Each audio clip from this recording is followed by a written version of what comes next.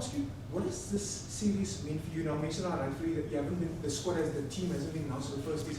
If you've been given an opportunity, what does you featuring against the All Blacks? Because Rassie yesterday mentioned, it reminded me that for any player, for any coach, it's a privilege facing the Haka, facing the All Blacks. What does it mean for you personally though? And does this opponent, is this an ideal for your type of game, a man who likes running around all over the TV screens?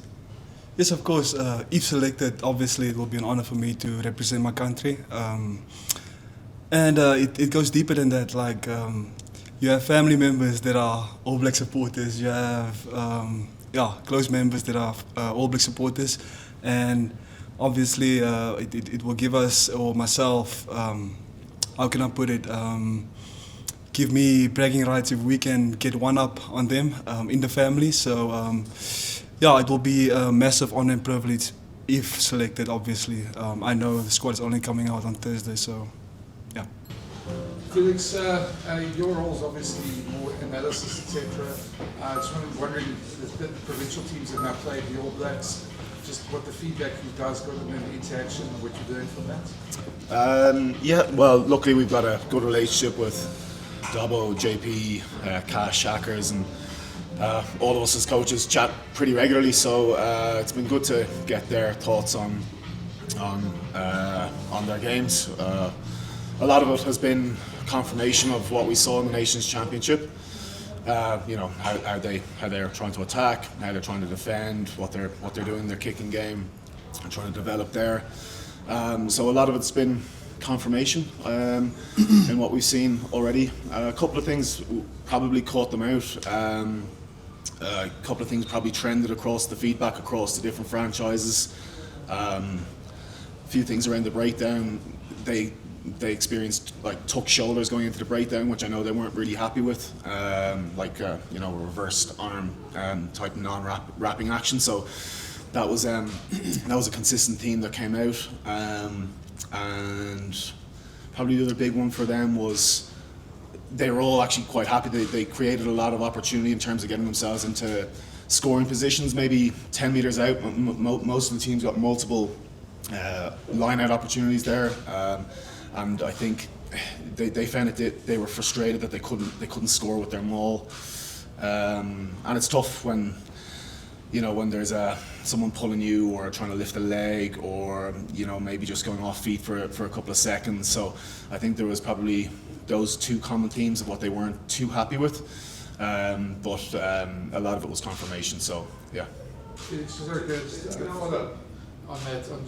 Rassie mentioned yesterday that the breakdown. You just mentioned it now. You said it was Rassie's words was it's brutal. You mentioned the tuck shoulders. Do you think that's a coaching tactic, or do you think that's just bad technique maybe from them? Well, I don't think it's something I've really seen with them over the last. Well, we've obviously analysed them extensively over the last number of years, and it's not something I've seen regularly in them. But definitely, this is that the feedback we got from the franchise of what we've seen. There's an element of that in there, and we're all for the physical side of the game, as everyone is aware. So, whatever word wants to be associated with it, we want it to be within the laws. So, we're just aware of that going into the game. Jason, can I just ask you something? What is the difference between getting game time in 2 matches, 3 matches on the clock at the moment, versus you guys decided to work behind this, almost like behind the scenes here, not having matches? Do you think you guys are better prepared or fully prepared enough for what's coming away this coming Saturday against a team who's enough game time to start with? Yeah, a good question. I think both teams, probably to answer it, are both teams are going to feel really prepared. That's the games that they've had is the franchise games, and we've obviously had a preparation against Argentina for some guys, and we have had some guys that have stayed behind here, and obviously Rassie will announce the team later in the week. So, I mean, you can't really. I don't think anyone when New Zealand plays South Africa, I don't know if any prep really replicates the level of intensity that you're going to experience. But I think both teams would say going into this game that they feel prepared.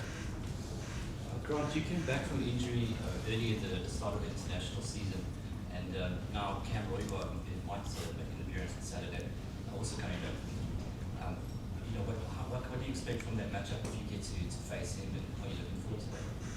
Well, we first gotta wait till Thursday for team announcement. So might be Kobus, might be Krappies, might be Herschel. So yeah, but if I get the honor to play on Saturday, I mean, it's always good for me to put the team first. I won't be focused on my position. Obviously, I'll study him, but yeah, if I get the opportunity, then my job is to make sure the team goes forward.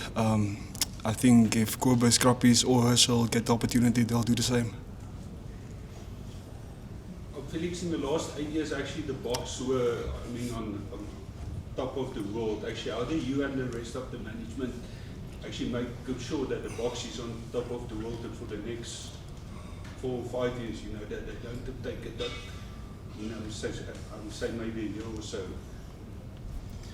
Yeah, well, to be honest, I think a lot of it is driven by these guys, the competition that these guys have within training. I think a huge amount of credit has to go to Kevin Foote and Dave Vessels and all of the junior coaches that are producing so many hungry guys. And of course, the way Ras sets up the team culture, that, you know, we don't have younger guys trying to drag the more experienced guys or older guys down, and vice versa. We try not to make sure that we don't have our more experienced guys trying to push those guys along, push those guys down. They're trying to bring them along. So we think we've got a healthy level of competition, and it's what makes team selection so difficult for us, because the guys all really care, they all really want to play, and they're all really buying in. So if we can keep that going, you know, the margins are so small of being number 1 or number 2, or winning a World Cup or losing a World Cup, 1 point, one penalty, one decision, one error. So you know, it's definitely not a domination, because there's been times where Ireland have had the spot, New Zealand have had the spot, France are thereabouts. So yeah, I don't know if I can't give a guarantee if that's where we're going to be, but we're going to try and keep the competition and keep the team culture that we have. Felix, hi. You spoke earlier to Brendan's question about the analysis you've done from the franchise's feedback. But when you're doing your analysis, looking at the All Blacks first 3 tests in July, is that more informing than the franchise games for you in terms of your analysis, looking at test matches? I think there's a well, yes, because of the test match and the nature of the opposition that they're facing. You know, they're facing, you know, well, I'm not sure, you know, near full strength, you know, it's test level players, so it is a little bit more of an indication of how the match may look. But there's definitely been common threads throughout that, and they've clearly got a very strong identity around what they're trying to do in each area of the game, and those common threads I believe were present in the franchise games, even in the wet weather game in Durban. So they're really committed to the way they're trying to go. So yeah. So is it vastly different to how they have played in the past? This identity. I would say if you looked at plenty of metrics, you would see certain shifts, significant shifts in the amount of kicking, or the amount of ball that they're trying to hold on to, or their phase count, or their possession, the amount of time in possession. You can see there has been a shift in what they're trying to do. Yeah.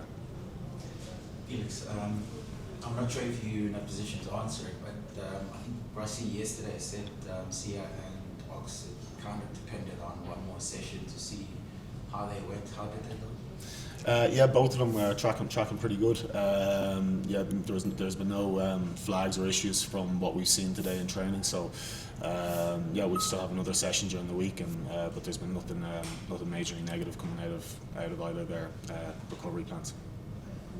Felix, we saw the videos of the guys doing the virtual training earlier in the year. What exactly is it used for, and can you improve players' skills through that, reaction skills? Yeah, Grant was actually using it last night. Oh no, it was morning. I was having a crack off it last night. Look, yeah, I mean it's all that is it's like a simulation of trying to actually gather up loose balls from contestable kicks, and we very kindly there's been 1 or 2 guys in South Africa that are developing it and have given us a lend of their unit. So yeah, we think there's something in it, and yeah, we'll keep enjoying it.